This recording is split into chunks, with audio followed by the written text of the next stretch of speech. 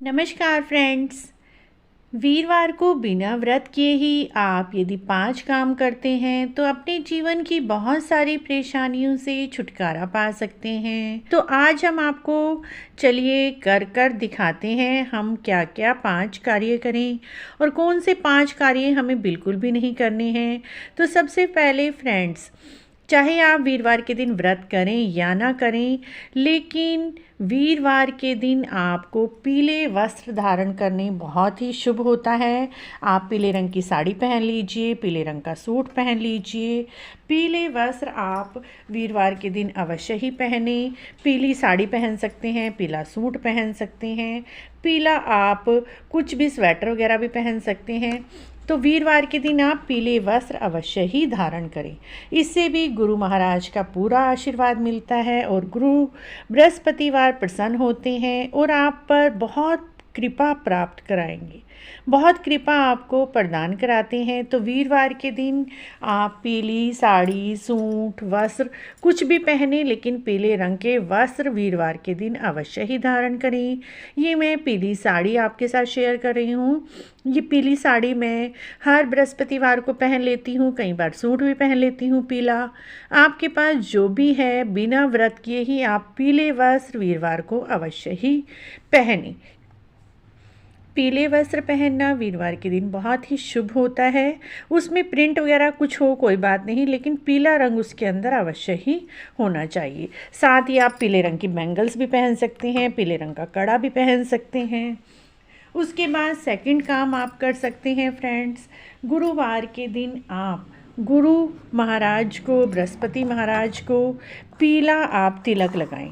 वैसे तो हर रोज़ में हम सिंदूर का, चावल का तिलक यूज़ करते हैं, लेकिन वीरवार वाले दिन पीले रंग का तिलक लगाना भगवान को बहुत ही शुभ होता है। पीला आप चंदन ले लीजिए, पीली हल्दी ले लीजिए। मैं रेगुलर पीली हल्दी ही यूज़ करती हूँ, तो आप पीली हल्दी, क्योंकि हमारी किचन में बहुत आसानी से मिल जाती है, आप पीली हल्दी का भगवान जी को इस दिन तिलक लगाएं। बहुत ही शुभ होता है पीली रंग की वस्तुओं का प्रयोग करना, भगवान को पीले रंग का तिलक लगाना। खुद भी हल्का सा पीली हल्दी का तिलक लगा लीजिए। लेडीज़ पीले रंग की बिंदी लगा लीजिए और साथ में हल्दी का तिलक लगाना बहुत ही शुभ होता है। भगवान जी को इस दिन आप कुमकुम की जगह पीली हल्दी का ही तिलक लगाएं। तीसरा काम कर सकते हैं फ्रेंड्स, हम इस दिन एक जल का लोटा भर लीजिए। जल के लोटे के अंदर आप थोड़ी सी हल्दी, चुटकी भर हल्दी डाल दीजिए और एक फूल या कोई भी पत्ता ले लीजिए और फूल को डिप करके इसके छींटे आप सारे घर में हल्के हल्के से लगाएं। इससे भी नेगेटिव एनर्जी दूर होती है, गुरु महाराज जी का पूरा आशीर्वाद मिलता है और अपनी कृपा भगवान बनाए रखते हैं। तो आप पीले फूल से, पीले जल से, हल्दी मिले जल से पूरे घर में छिड़काव कर दीजिए। इससे भी माँ लक्ष्मी जी का घर पर वास होता है, गुरु महाराज जी का पूरा आशीर्वाद मिलता है। एक बर्तन के अंदर, पात्र में आप ये 4 चीज़ें ले लीजिए। हल्दी, मुनक्का या किशमिश ले सकते हैं, गुड़ ले लीजिए और चने की दाल। इन चारों चीज़ों का भोग आपको भगवान जी को लगाना है। हल्दी का तिलक करना है, गुड़ या चने की दाल का, या फिर मुनक्का या किशमिश और चने की दाल का, इनमें से जो भी आपके पास 2 चीज़ें अवेलेबल हैं वो भगवान जी को भोग में आप अवश्य ही लगाएं। यदि आपके गमले में केले का पेड़ लगा हुआ है तो आपने हल्दी में, देखिए मैं लोटे के जल में हल्दी तो मिला ही चुकी हूँ, थोड़ी सी हल्दी और मिला देते हैं हम। साथ में थोड़ी सी चने की दाल डाल दीजिए और थोड़ा सा गुड़ तोड़कर डाल दीजिए और एक मुनक्का या किशमिश। इस जल से आप अपने घर में, यदि केले का पेड़ है तो उसमें दे दीजिए, नहीं तो यदि तुलसी का पौधा है तो आप तुलसी जी में भी दे सकते हैं।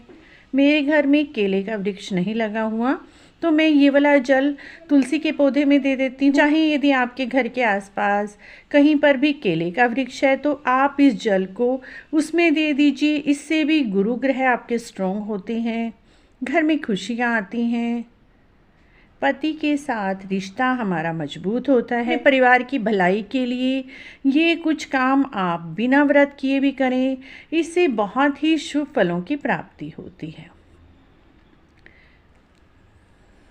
तो मित्रों, इस भोग को भगवान जी को लगाकर आप प्रसाद रूप में सभी में बांटें और खुद भी ग्रहण करें।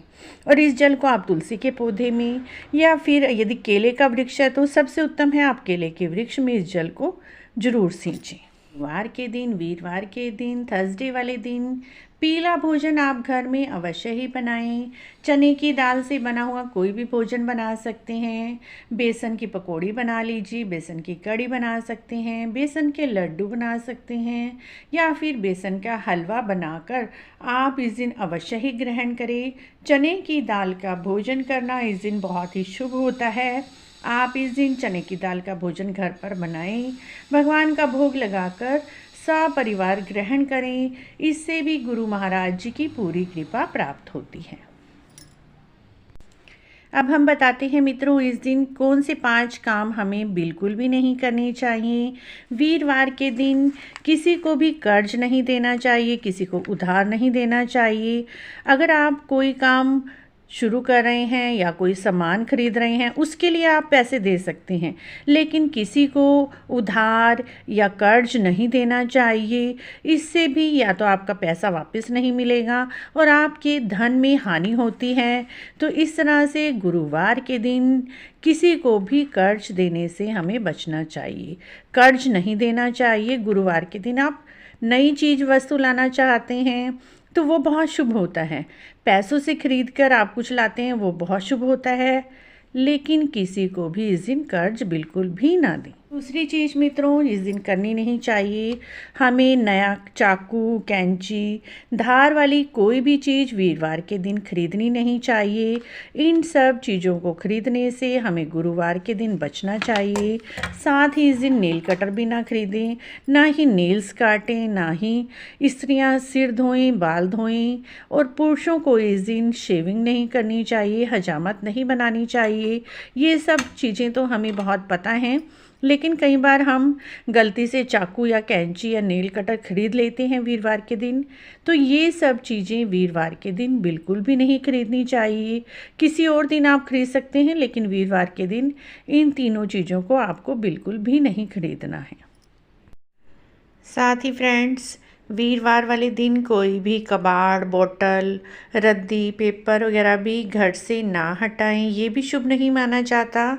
इस सामान को आप रख लीजिए, अगले दिन आप रद्दी को फेंक सकते हैं, हटा सकते हैं या रद्दी वाले को बेच सकते हैं, लेकिन वीरवार के दिन इन सब चीज़ों को नहीं हटाना चाहिए, इसे भी शुभ नहीं माना जाता। फ्रेंड्स, वीरवार के दिन ये सब काम हमें ज़रूर करनी चाहिए नियम से, इससे सभी परेशानियां दूर हो जाती हैं। और कुछ काम जो हमने आपसे शेयर किए बिल्कुल ना करें, आपके जीवन में स्वयं ही बदलाव आप महसूस करेंगे।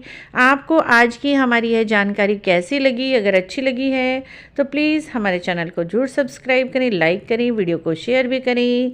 कमेंट में जय गुरु महाराज अवश्य लिखें।